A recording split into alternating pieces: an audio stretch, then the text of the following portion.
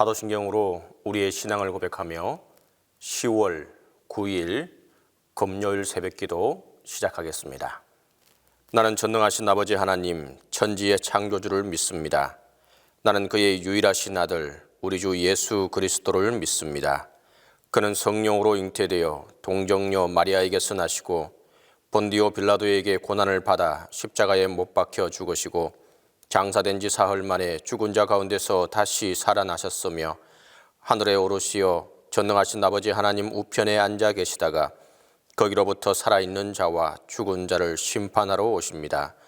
나는 성령을 믿으며 거룩한 공교회와 성도의 교제와 죄를 용서받는 것과 몸의 부활과 영생을 믿습니다.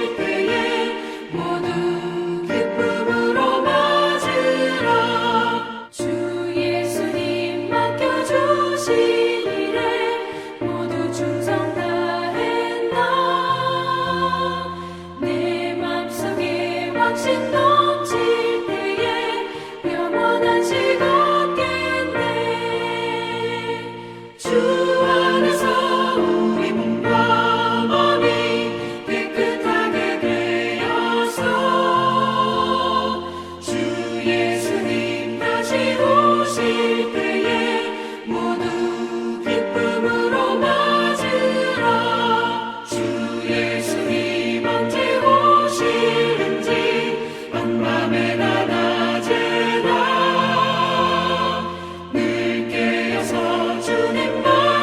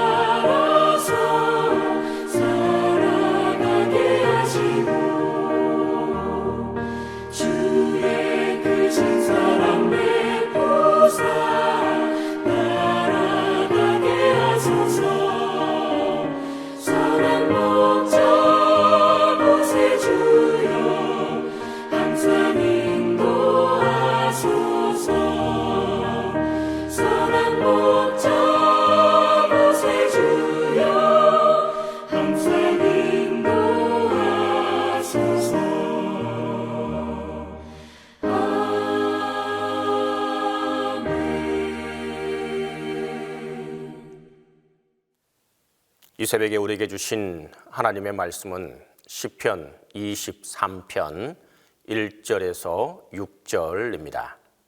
구약성경 시편 23편 1절에서 6절입니다.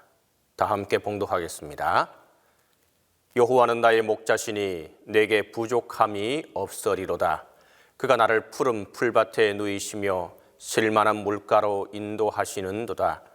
내 영혼을 소생시키시고 자기 이름을 위하여 의의 길로 인도하시는도다. 내가 사망의 엄침한 골짜기로 다닐지라도 해를 두려워하지 않을 것은 주께서 나와 함께 하심이라. 주의 지팡이와 막대기가 나를 안위하시나이다. 주께서 내 원수의 목전에서 내게 상을 차려주시고 기름을 내 머리에 부으셨으니 내 잔이 넘치나이다. 내 평생의 선하심과 인자하심이 반드시 나를 따르리니 내가 여호와의 집에 영원히 살리로다. 하나님께서는 다윗에게 어린 시절 목동의 경험을 할 수 있게 하셨습니다. 다윗은 양을 치면서 행복한 날보다는 지겨운 날이 많았지 않겠습니까?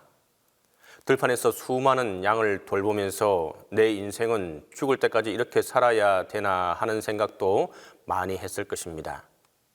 하지만 어린 시절 다윗의 목동 경험은 훗날 하나님과의 깊은 영적 교감을 나누는 촉매제가 되었습니다. 그 옛날 목동의 경험이 하나님을 목자로 인정하고 하나님의 백성들을 양으로 바라보는 양과 목자의 관계를 만들게 되었습니다. 그런 목자의 심정을 누구보다도 잘 헤아리는 왕이었습니다. 하나님께서 목자이시기 때문에 양 같은 우리를 어떻게 인도하시는지, 잃어버린 양을 끝까지 찾으시는 목자의 마음을 이미 깨닫고 있었던 것입니다. 어린 시절 목자의 경험이 주옥 같은 오늘 우리가 읽었던 시편 23편을 짓게 되었습니다. 시편 23편에서 가장 중요한 고백은 1절에 나옵니다. 여호와는 나의 목자시니 내게 부족함이 없으리로다. 이 고백은 위대한 고백입니다. 사람들 중에 어느 누구도 부족함을 느끼지 않는 사람은 없습니다. 모두가 결여된 것을 느끼지 않겠습니까? 모두가 죽을 때까지 부족함을 느끼고 살아갑니다. 우리 인생은 부족한 부분을 채우기 위해서 분투하고 발버둥 치는 것이 우리의 인생이 아니겠습니까? 그런데 목자를 전적으로 신뢰하는 양은 만족하는 인생을 살아갑니다. 목자가 다 책임져 줄 것이기 때문입니다. 그러므로 부족한 것이 없습니다. 불편한 것도 없습니다. 목자를 전적으로 따라가고 신뢰하기 때문에 내 삶에 부족한 것, 모자란 것, 목자가 알아서 책임질 것이라는 믿음과 신뢰가 있습니다. 만약 양이 목자를 전적으로 신뢰하지 못한다면 양은 목자를 피해서 그 대열을 이탈하게 될 것입니다. 그 대열을 이탈한 양은 비참한 말로를 맞게 될 것이라는 것을 다윗은 잘 알고 있습니다. 양들이 목자를 신뢰해야만 그 대열 안에 있을 수 있고 그 대열 안에 있을 때 가장 행복한 양이 됩니다. 다윗은 이어서 목자를 따르는 양이 부족함이 없는 이유를 노래합니다. 첫째, 2절입니다. 그가 나를 푸른 풀밭에 누이시며 쉴만한 물가로 인도하시는 도다. 양이 부족함 없는 이유는 목자가 푸른 풀밭 또 쉴만한 물가로 인도하시기 때문입니다. 이 고백은 목자가 시마다 때마다 푸른 풀밭 쉴만한 물가로 인도하시기 때문에 먹고 사는 문제가 없다는 고백입니다. 우리 인생의 대부분의 고민은 먹는 것, 마시는 것, 입는 것 아니겠습니까? 무엇을 먹어야 할지, 무엇을 마셔야 될지, 우리 자녀들을 어떻게 먹여 살려야 될지에 대한 고민이 인생 문제입니다. 그런데 목자 되신 하나님을 의지하고 살아가면 먹고 사는 문제를 책임지십니다. 우리는 하나님께 먹는 것, 입는 것을 구하기를 금기시합니다. 믿음이 좋은 분일수록 더욱 그렇습니다. 하지만 금기할 필요가 없습니다. 왜냐하면 하나님은 실제로 우리가 먹는 것, 입는 것에 관심이 많은 분이기 때문입니다. 다윗도 하나님이 우리의 먹고 사는 문제를 책임지는 분이심을 노래하고 있음을 기억하시기 바랍니다. 두 번째, 다윗이 목자를 신뢰하는 이유는 우리의 영혼을 책임지시는 분이기 때문입니다. 3절입니다. 내 영혼을 소생시키시고 라고 고백합니다.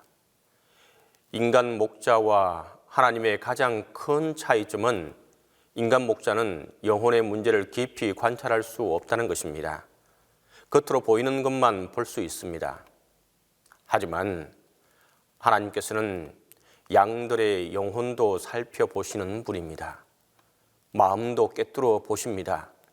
무엇 때문에 마음이 아파했는지, 무엇 때문에 삐뚤어져 있는지, 어떤 이유 때문에 지금도 고통받고 있는지 하나님께서는 선한 목자가 되셔서 양들의 마음 상태까지 깊이 살펴보십니다. 그러므로 우리는 선한 목자 되신 하나님 앞에 우리의 마음을 아뢰어야 합니다. 그러면 하나님께서 우리의 영혼도 소생시켜 주실 것입니다. 우리 영혼이 죽어갈 것 같고 이제는 영혼이 메말라서 영혼 때문에 육체도 아파할 수밖에 없는데 하나님이 우리 영혼의 손을 대십니다. 만져주시고 일으켜주시고 세워주시고 풍성하게 인도하신다는 것입니다. 영혼이 살아나면 육체도 함께 살아납니다. 인간은 영혼과 육체가 함께 공존하는 존재이기 때문입니다. 다윗은 이런 경험을 수없이 많이 했습니다. 광야길을 쫓겨다니면서 자신의 영혼이 메말라감을 느낄 때, 하나님 앞에 엎드려 고백하고 탄식했을 때 하나님께서 만져주셔서 영혼이 기름지게 됨을 수없이 많이 경험했습니다. 셋째로 하나님께 대한 고백입니다. 4절입니다. 내가 사망의 엄침한 골짜기로 다닐지라도 해를 두려워하지 않을 것은 주께서 나와 함께 하심이라. 주의 지팡이와 막대기가 나를 안위하시나이다. 좋은 목자, 부족한 것 없이 인도하시는 목자는 양들을 사망의 엄침한 골짜기에서 돌보시고 함께 걸어가 주시고 주의 막대기와 지팡이로 안위하시는 아버지이십니다.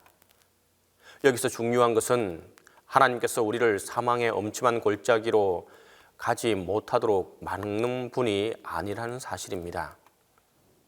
아버지 하나님은 사망의 엄침한 골짜기, 고난받는 현장으로 양들이 가도록 돕는 분이십니다. 사실 우리는 고난 자체가 아예 오지 않기를 기대합니다. 사망의 엄침한 골짜기를 자체를 경험하지 않기를 소망합니다. 하지만 사망의 엄침한 골짜기, 고난의 시간, 눈물 골짜기를 지나지 않는 인생은 성숙한 인생이라 할 수 없을 것입니다. 하나님께서는 양들의 성장과 성숙을 위해서 사랑하는 양들을 고난의 현장으로 인도하시기도 하는 분입니다. 인생이 깨어지고 인생이 깊어지고 넓어지도록 도우십니다. 큰 그릇으로 빚어지기를 원하고 있습니다.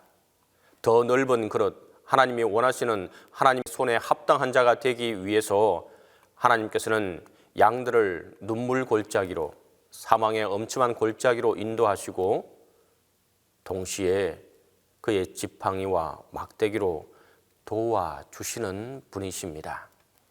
다윗은 이 경험을 광야에서 수없이 많이 했습니다. 사울에게 잡힐 것 같은데 하나님께서 도우셔서 그를 인도해 내셨던 경험, 매일같이 죽음과 삶이 교차하는 지점에서 하나님의 도우심을 받았던 경험이 그를 살리게 했습니다.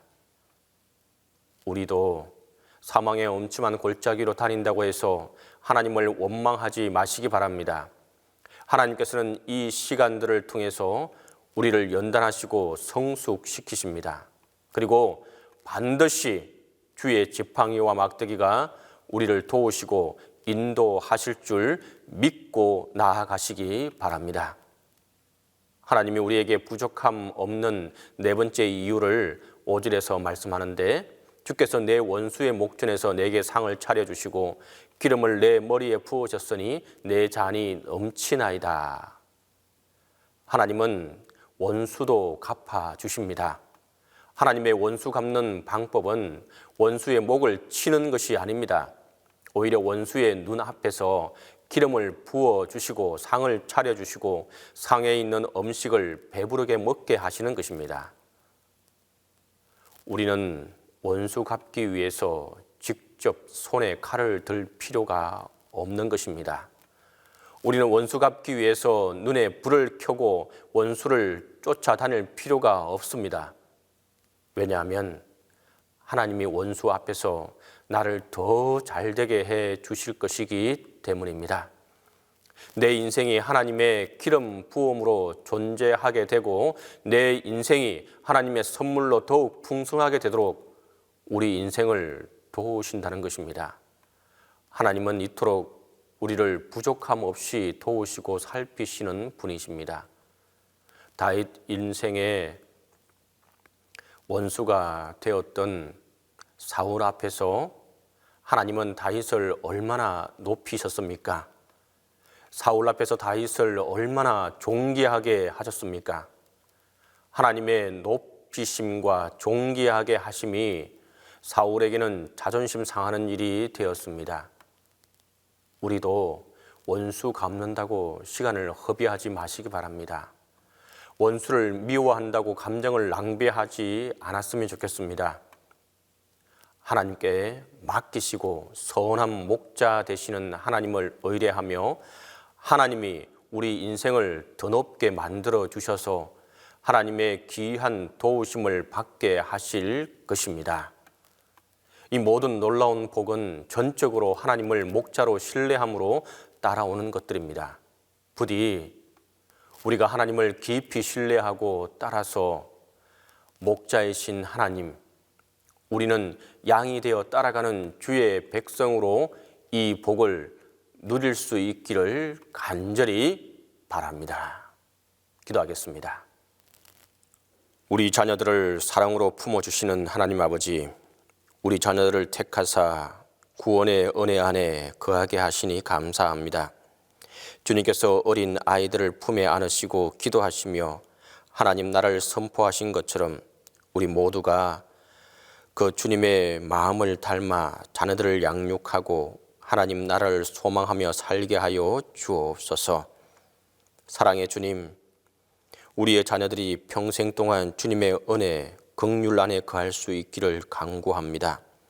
인생의 중요한 시험대 앞에 설 때에 하나님의 마음에 합한 선택을 하게 하여 주옵소서. 인생의 고난을 마주할 때에 오직 주님만을 의지하는 자녀들이 되게 하여 주옵소서. 우리의 자녀들이 레바논의 백향목처럼 가치 있는 존재가 되게 하시고 아름답게 다듬은 궁전의 모퉁이 돌처럼 하나님 나라의 든든한 기초로 쓰임받게 하여 주옵소서. 어린 감람나무가 자라나 풍성한 열매를 맺는 것처럼 우리 자녀들을 하나님 나라의 열매 맺는 일꾼으로 세워 주옵소서. 믿음의 다음 세대가 일어서기를 원하시는 하나님, 우리 자녀들이 이 시대를 이끌어 나갈 영적 지도자로 쓰임받기를 간구합니다. 인성과 지성과 영성을 개발해 나가게 하시고 국제적 역량과 섬김의 리더십을 갖추어 이 시대의 등불과 같이 세워 주옵소서. 우리 자녀들의 학업에 한량없는 지혜와 명철을 부어 주옵소서. 학문과 신앙 사이에 균형 잡힌 영성을 유지하게 하여 주옵소서. 치열한 입시 경쟁과 취업 전쟁 가운데 신앙의 중심을 굳건히 세우게 하여 주옵소서. 사랑의 하나님, 이 지구 위에 거하는 어린 영혼들을 위해 함께 기도합니다. 아직도 가난과 전쟁과 수많은 위험 앞에 노출된 아이들이 많습니다. 이 아이들에게도 주님의 사랑과 긍휼을 허락하여 주옵소서. 깨어진 가정에서 자라나는 아이들과 정서적인 어려움을 겪고 있는 아이들에게 위로와 회복을 주옵소서. 또한 함께 기도할 것은 북한의 아이들을 기억하시사 억압과 고난 가운데서 그들의 영혼을 지켜 주옵소서. 하나님 아버지, 우리 자녀들이 부흥의 세대로 다시 일어서기를 원합니다. 우리 자녀들이 하나님 나라와 하나님의 영광을 위해 살게 하여 주옵소서. 그리하여 현 시국의 코로나19의 어려움 가운데서 믿음을 끝까지 유지할 수 있도록 도와주시고 하나님의 도우심과 은혜가 함께하게 하여 주옵소서. 동신교회를 기억하여 주시고 또 이 동신교회에 속한 모든 이들에게 하나님의 크신 은혜를 베풀어 주시고 또한 담임 목사님에게 함께하여 주시사 지치지 않고 이겨나갈 수 있도록 함께해 주옵소서. 이제는 주님께서 가르쳐주신 기도로 새벽기도 마치도록 하겠습니다. 하늘에 계신 우리 아버지, 아버지의 이름을 거룩하게 하시며 아버지의 나라가 오게 하시며 아버지의 뜻이 하늘에서와 같이 땅에서도 이루어지게 하소서. 오늘 우리에게 일용할 양식을 주시고 우리가 우리에게 잘못한 사람을 용서하여 준 것 같이 우리 죄를 용서하여 주시고 우리를 시험에 빠지지 않게 하시고 악에서 구하소서. 나라와 권능과 영광이 영원히 아버지의 것입니다.